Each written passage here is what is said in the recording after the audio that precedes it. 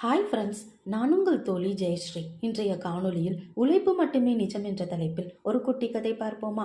முல்லா ஊர் மக்கள் மத்தியில் உட்கார்ந்திருந்தாராம். வெளியூர்ல இருந்து வந்த பெரியவர் ஒருவர் அவருக்கு வணக்கம் சொல்லிட்டு முல்லாவுக்கு அருகில் போய் அமர்ந்தாராம். அந்த முதியவர் முல்லாவோட காதலிக்கு போய் ஏதோ சவால் விட்டாராம். முல்லா கலகலன்னு சிரிச்சுக்கிட்டே, ஆகா வெகு சுலபம், கொஞ்ச நேரத்துல சொல்லிடுறேன் பொறுங்கன்னு சொல்லிட்டு பிறகு அருகில் இருந்த சிலரை பார்த்து, உழைக்காமல் சிரமப்படாமல் பெரும் பணக்காராவது அதற்கான யோசனைகள் சில என்கிட்ட இருக்கு.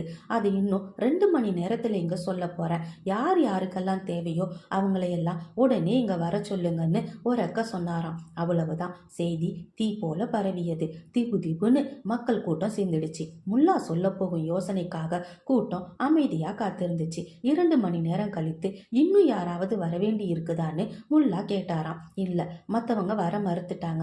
நாங்க தான் உங்களுடைய அரிய யோசனையை கேட்க ஆவலோடு இருக்கோம்னு கூட்டம் சொன்னிச்சான். முல்லா வெளியூர்ல இருந்து வந்த தன்னிடம் ஏதோ சவால் விட்ட நபரை பார்த்து, இவங்களை நல்லா எண்ணிக்கங்க அப்படின்னு சொல்லிட்டு புறப்பட ஆரம்பிச்சாராம். முல்லா உழைக்காமலே பெரும் பணக்காரராக யோசனை சொல்றேன்னு சொல்லிட்டு புறப்படுறீங்களேன்னு கூட்டம் அலறிச்சான். முல்லாவோ வெகு அலட்சியமா, இதோ வெளியூர்ல இருந்து வந்திருக்கும் இவர் என்கிட்ட சவால் விட்டாரு. எல்லா கேள்விக்கும் விட சொல்றீங்களே, இந்த ஊர்ல முட்டாள்கள் மொத்தம் எத்தனை பேர்னு துல்லியமா சொல்ல முடியுமான்னு கேட்டாரு. உழைக்காமல் பணக்காரராக விரும்பும் உங்களை விட முட்டாள் இருக்க முடியுமா என்ன?